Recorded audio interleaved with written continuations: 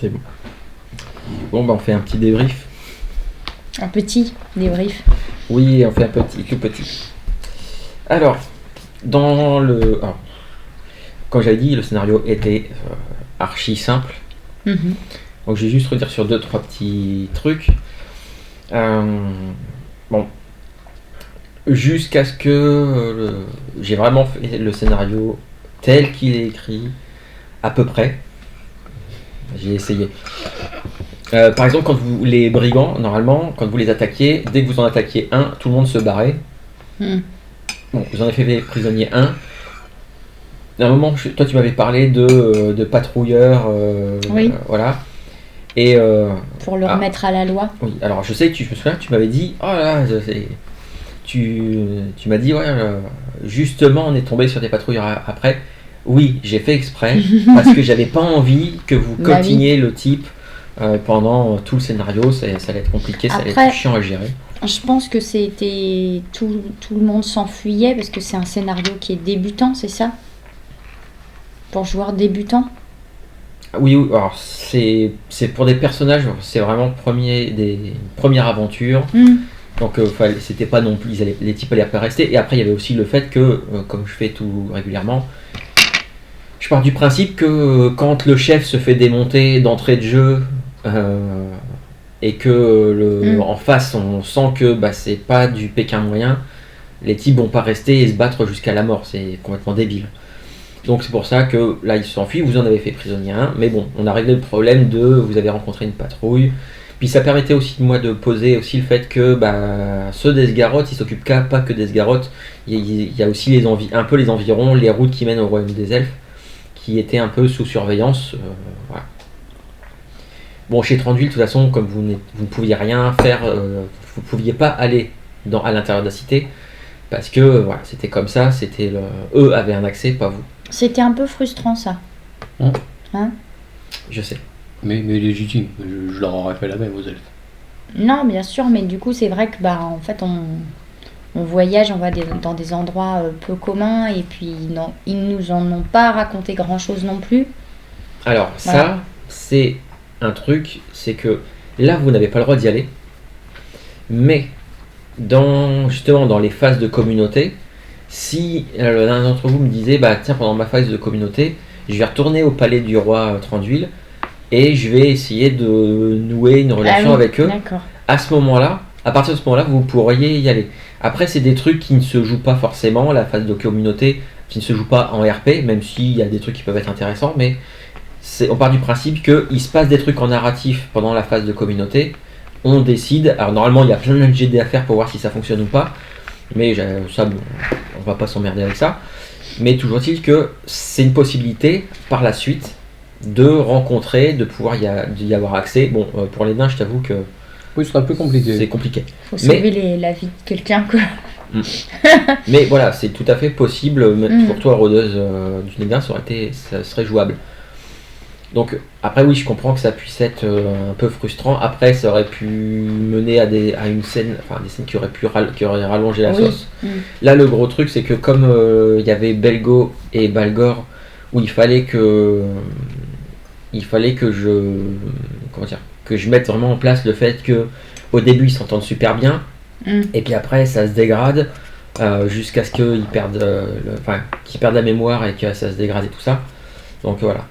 Après, toutes les péripéties que vous avez eues sur la route, c'était des propositions. À chaque fois dans les scénarios, quand il y a un long voyage, ils disent voilà, il faut faire tant de jets de fatigue, tant de jets de corruption face à l'ombre, et il nous file une liste d'une dizaine de possibilités de péripéties, ce qu'ils appellent les péripéties, et normalement il y a tout un système où l'éclaireur fait un jet de dés, et suivant son jet de dés il y en aura plus ou moins, il les verra arriver plus ou moins, machin truc.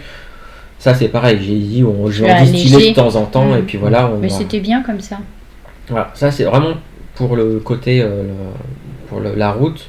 Après, le coup du cercle de Pierre et Balgor qui va boire de l'eau, en fait c'est ça, c'est que quand l'eau, même si elle a l'air inoffensive, alors, ce qui est spécial, c'est que l'eau devient nocive, a un effet particulier la nuit.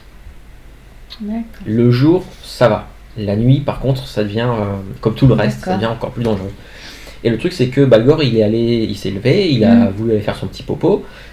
Il a voulu remplir sa gourde parce qu'il y avait un petit ruisseau là. Il en a bu. Et c'est ça qui lui a fait perdre la mémoire. Et quand il s'est enfui, il a été chopé par les araignées. Vous avez ça, bon, tout ça, il n'y a pas de problème. Vous avez été délivré. Vous avez découvert de vieilles ruines. Donc ça, c'est pareil. Ça, c'est tous des éléments qui font que si tu joues en campagne, tes personnages peuvent très bien dire, bah tiens, vous vous souvenez de tel endroit, on va peut-être y retourner pour aller voir un peu, pour explorer, voir ce que c'est réellement. Peut-être qu'il y a des trucs à trouver, des trésors, des trucs enfouis. Et du coup, ça pose des éléments qui ne sont pas sur la carte, qui ne sont pas forcément décrits dans d'autres bouquins, mais qui peuvent donner des bases pour des mini-scénarios pour la suite, ou carrément pour faire un gros scénario si le MJ décide de refaire... Qui a matière à. Voilà, c'est ça.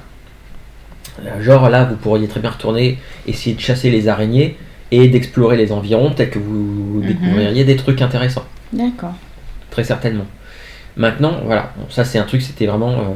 mais c'était un événement qui devait lancer le fait que Balgor ne se souvenait plus, pétait un plomb. Alors, dans le truc, c'est tel quel, ils disent qu'il recouvre la mémoire au bout de quelques heures. Sauf que moi, je trouvais ça plus sympa, le fait qu'il retrouve la mémoire de certains trucs, mais pas tout, et que parfois il mélange, ça reste un peu... Et le truc, c'est que Belgo, le petit, lui, des points d'ombre, il en a depuis longtemps. Des points d'ombre. Puisque votre jauge d'ombre, plus elle augmente, plus vous approchez d'un état mental un peu... Belgo, lui, depuis qu'il a perdu sa mère, et il a été attaqué par les bandits qui ont failli les bandits aussi, lui, il était déjà fragile à la base. Et quand son père l'a rejeté, alors qu'il était vachement proche, puis il a que lui en plus, c'est ce qu'il a dit. Toute sa famille est loin, il part, il n'a plus personne, il a que lui. Effectivement, lui, il voulait rester à Esgaroth, il voulait faire rentrer dans la garde d'Esgaroth. C'est son père qui lui a dit non, tu viens avec moi, machin truc. Donc il avait déjà des trucs de base qui n'étaient pas terribles. Tout ce qui lui est arrivé au fur et à mesure de l'aventure. Ce qui fait que c'est pour ça qu'ils se sont éloignés, Balgor et Belgo, qu'ils n'arrivaient pas à faire le pas qu'il fallait pour se rabibocher. Et donc voilà, ça c'était un truc parce que c'était pour...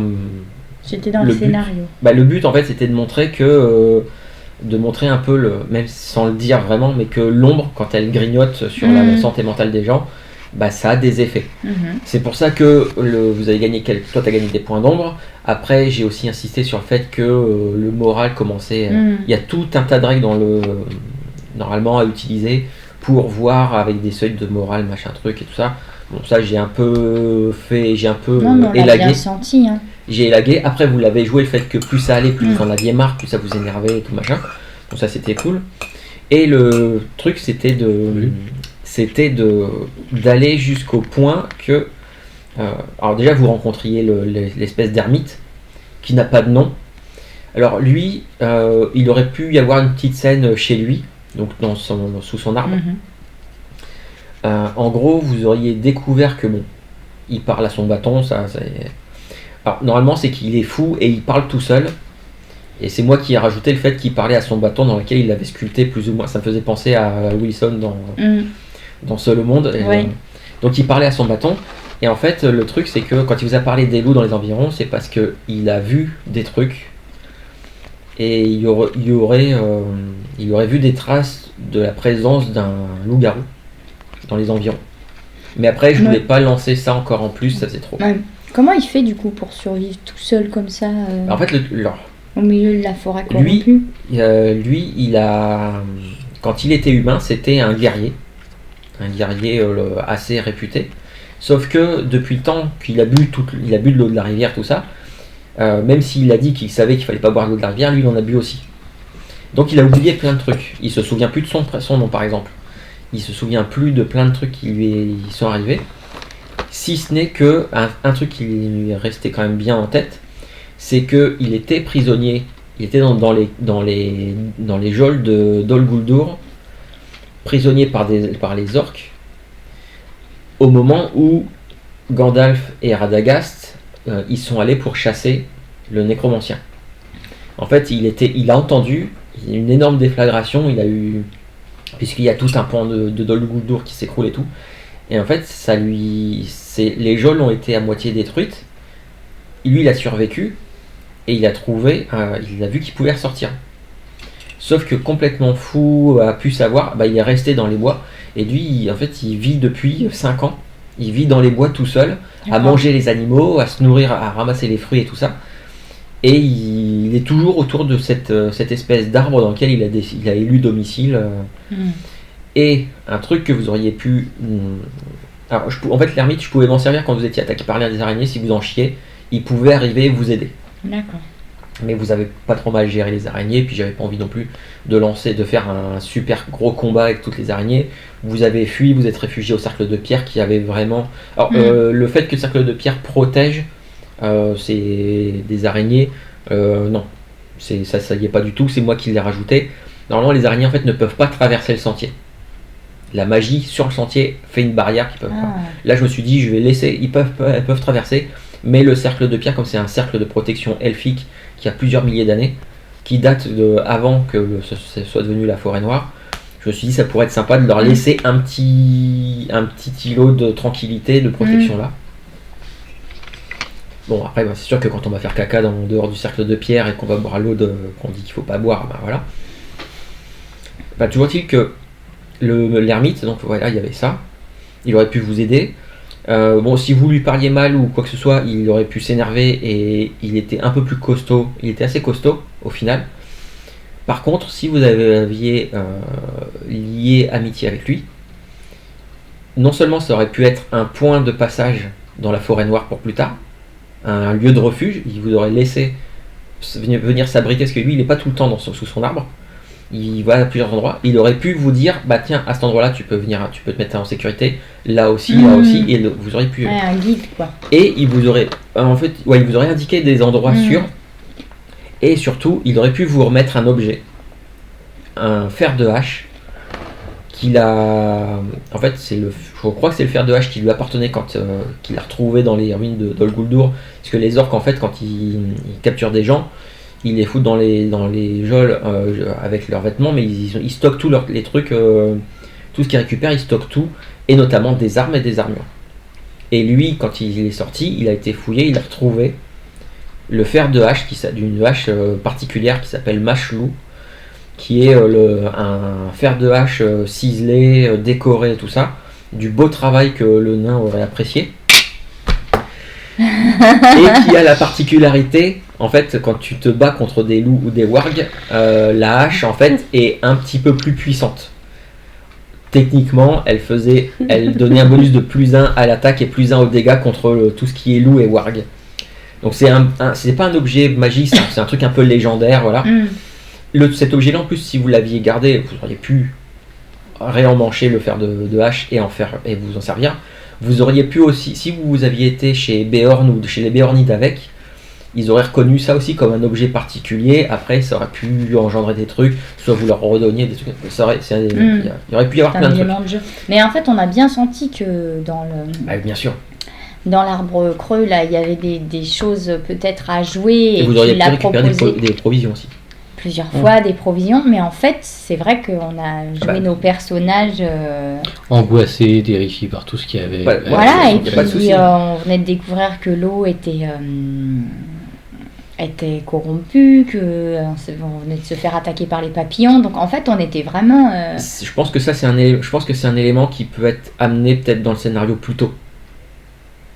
Que si tard que ça, quand les joueurs... En fait, le truc de toute façon c'était qui tout double. Je me suis vu comment vous jouiez vos persos depuis le début, on sort surtout pas du sentier. Oui. Je me suis dit, c'est sûr, certains ils vont être super parano pour ce truc-là. C'était qui tout double. C'était soit vous étiez super parano, soit moins suspicieux et vous dire on va en profiter.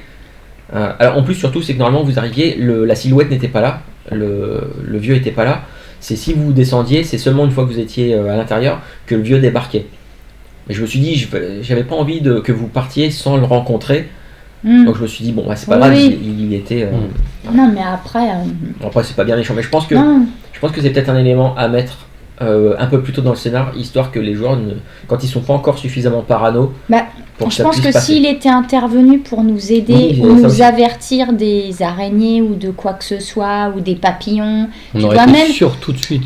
On aurait su qu'il était bienveillant, même s'il était un peu fou. Mais là, moi, le fait qu'il apparaisse comme ça, et en fait, ça et puis on sait ce qu'un peu de forêt a fait sur le magique. Le marchand là. Le marchand, il a perdu la mémoire. Et en fait, c'était ce qui nous est arrivé. Moi, pareil, les papillons, quand ils m'ont piqué, je me suis dit, ça y est, il va m'arriver un truc.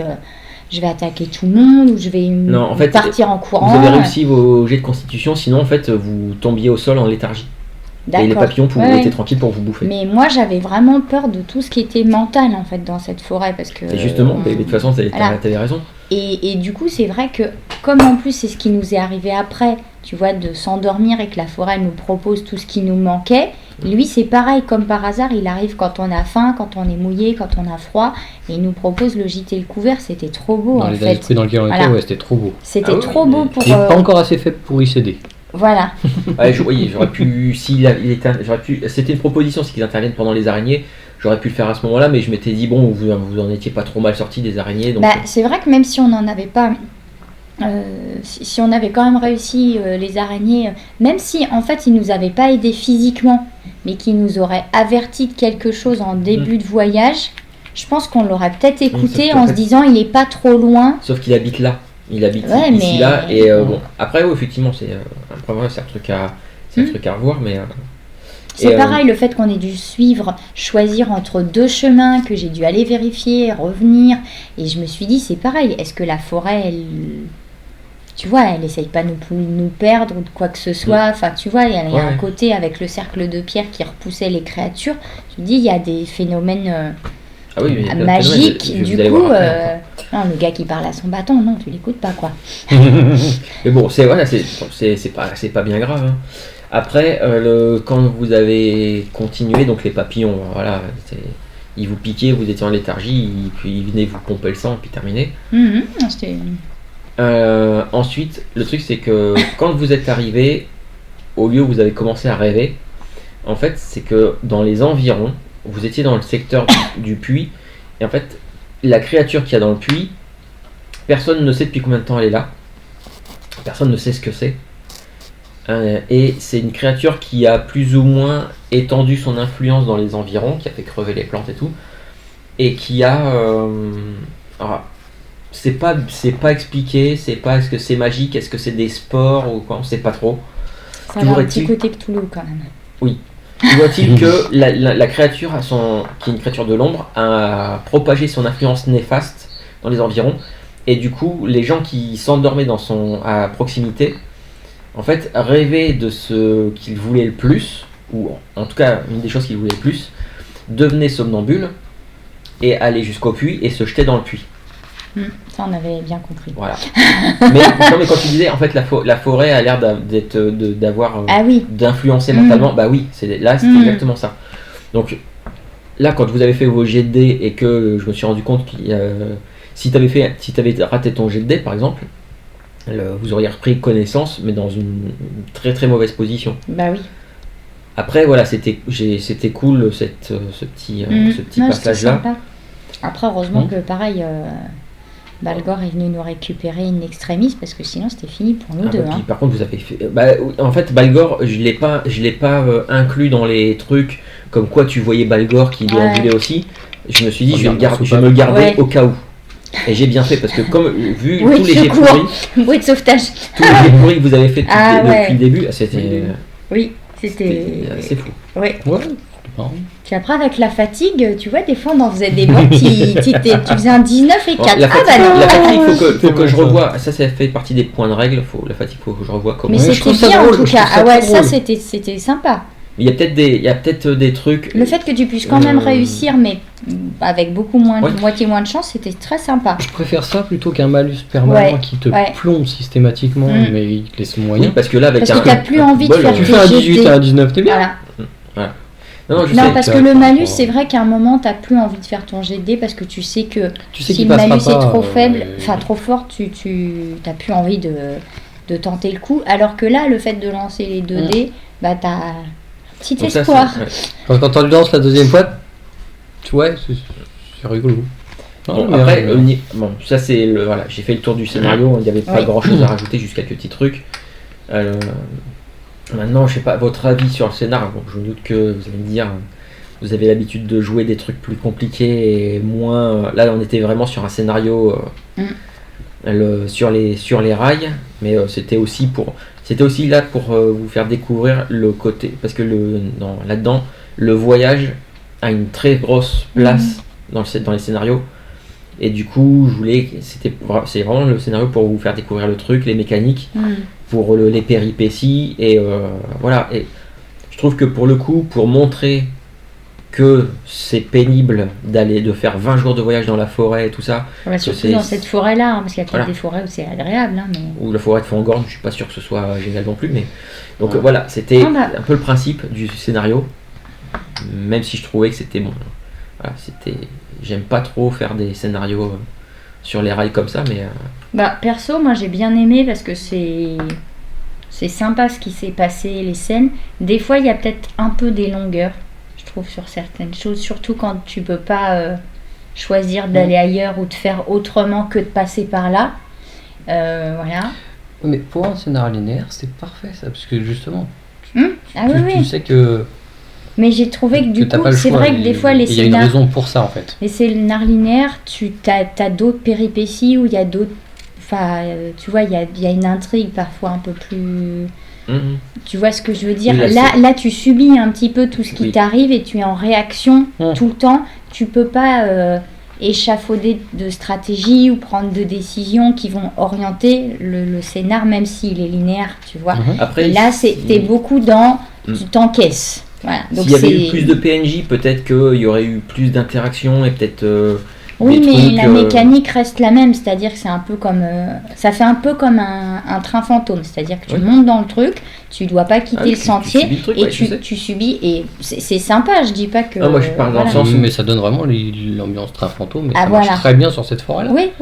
Après, donc, moi je disais ça, c'est dans le sens où peut-être que s'il y avait eu plus de PNJ, avec des antagonismes entre les PNJ et peut-être avec vous, il y aurait eu peut-être des péripéties. Ça aurait fait, en fait c'est un peu bête, ça aurait fait une espèce de huis clos sur un voyage. Tu peux pas choisir de destination, tout ça, oui. Non, et puis tu peux pas décider de quoi que ce soit en fait, puisque tu dois traverser et l'objectif il est au bout. Mais c'est le scénar qui fonctionne comme ça et ça fonctionne très bien et c'est ce qui fait qu'à un moment t'en peux plus parce que t'es obligé de...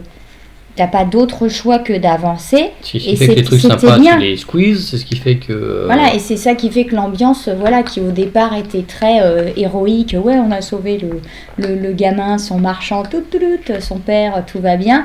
Et en fait, au fur et à mesure que tu avances, c'est de plus en plus dur et t'en peux plus et tu finis avec lui. Et ça c'est dû aussi à cette...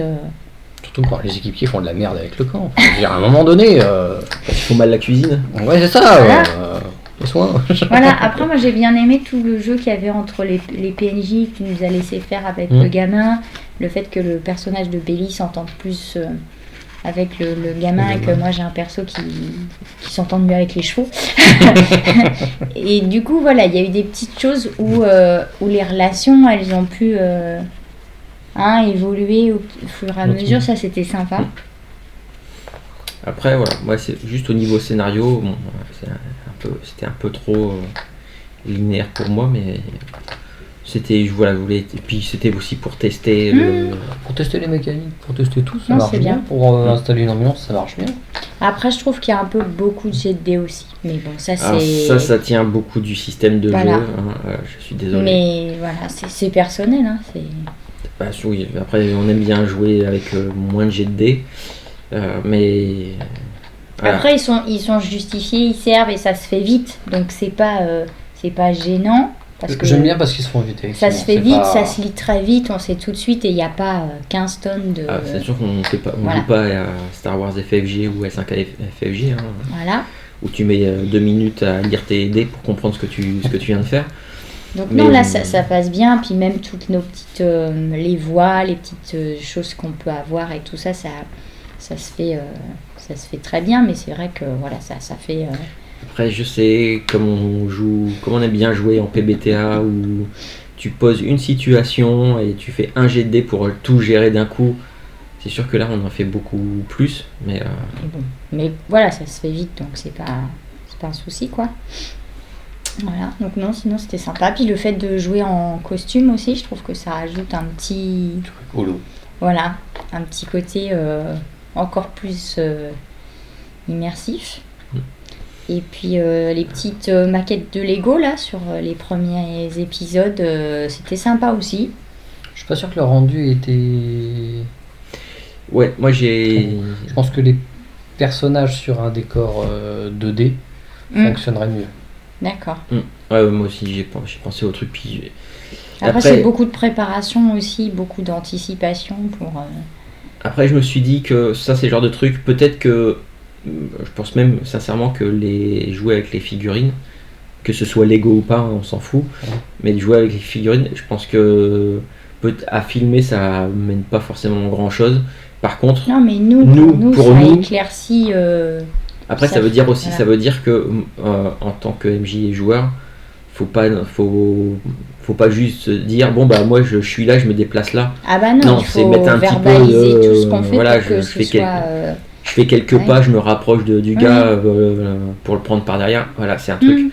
Non mais c'est vrai que par rapport aux ruines, quand il y avait le marchand accroché, etc., moi j'ai trouvé quand même qu'avec la maquette en 3D, bah, ça permet de très vite visualiser celui qui est derrière, celui qui est en hauteur, celui qui est devant, celui qui est dans les buissons.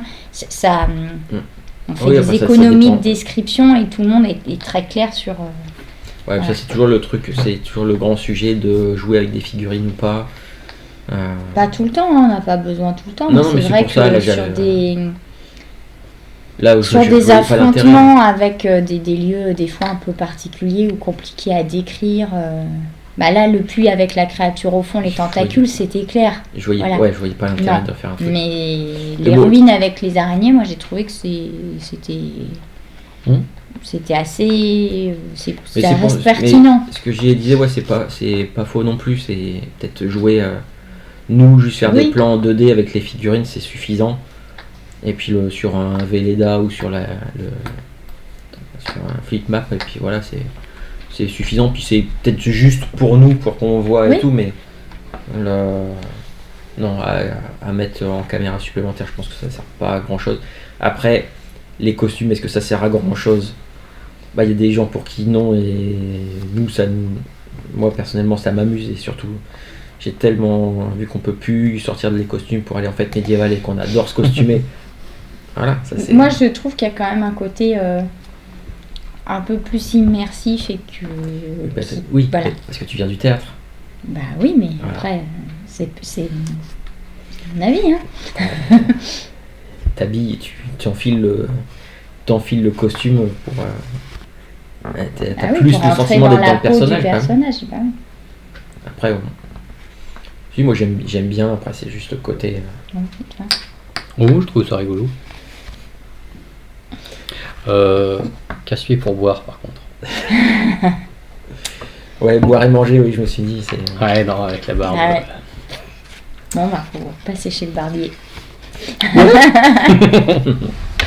Bon, et qui avait-il sous ce pont tout pété? Le pont, alors... Si on a le droit de poser la question. Oui, ah bah oui. Le pont, en fait, alors le pont n'était pas dans le scénario, parce que souvent ils disaient dans le scénario, oui, alors il y a des endroits c'est un peu plus compliqué à passer et tout. Et je me suis dit, je vais mettre il y avait ce pont à moitié effondré. Et alors oui, si vous étiez tombé à la flotte, ça aurait pu poser problème. Il y avait des trucs il y avait des bestioles dans l'eau. Mais le truc je me suis dit, je vais pas dire c'est des poissons carnivores ou des trucs comme ça. Je me suis dit, si quelqu'un tombe dans la flotte, il va se sentir attaqué, mais je dirais pas ce que c'est exactement. Pour garder aussi ce côté de c'est super dangereux, puis putain on sait pas ce qu'il y a là-dedans. Donc voilà, mais ça aurait pu avoir des conséquences. Toi si t'avais pas réussi à calmer le cheval, je m'étais dit, tiens, peut-être que le cheval il va paniquer, il va basculer du pont et ils vont le voir se faire dévorer, mais sans voir ce que c'est en dessous. Et pour mettre un coup de stress encore en plus. Bon, t'as fait un vin, je crois que c'est à ce moment-là, t'as fait un vin naturel pour le calmer. Bon, j'avais pas. Ah bah non, le cheval il tombe quand même. Non, pas. Mais voilà, c'était. Non, d'accord. Après, je sais pas si vous avez d'autres trucs. Ouais, non, je crois qu'on a fait le tour. Non, c'était très sympa. Ok. Bon, bah, de toute façon, après, on verra si on fait la suite. Alors, si on fait la suite, ce sera pas maintenant. Parce que là, on va arriver en été.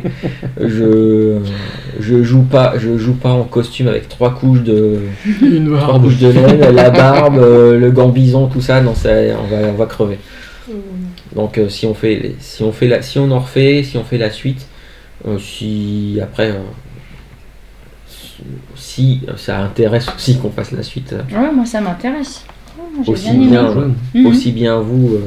Je sais que GG, oui, ça il peut enfin jouer son nain. Et puis, comme ça, il peut se cacher derrière sa barbe. Ouais, j'aime bien. Voilà. Puisque GG est timide, il se cache derrière sa barbe. Mais après, voilà, on verra si on fait la suite, mais ce sera pas avant la rentrée, à mon avis, pas avant le mois d'octobre. Le temps que nous, on déménage, le temps que se passe la rentrée. Avec ses feignants d'instit. Et puis voilà. Et puis on verra à ce moment-là. Et ben merci. Ouais, c'était cool. Et puis voilà. Cool. Après, bon, s'il y a des gens qui veulent mettre des commentaires, poser des questions sur des trucs que j'ai oubliés, ou des trucs pour lesquels je me serais trompé, parce que ça arrive. Apparemment, il semblerait que je me sois peut-être trompé un moment où j'ai fait du rétro-pédalage parce qu'un mec avait été assommé, mais en fait non. Mais c'est pas grave. C'est pas bien grave. Non. Bon, bah en tout cas, c'était cool. Et puis, et on aura fait un débrief en 32 minutes. C'est bien. Voilà, c'était un petit débrief. Petit débrief. Merci. Salut.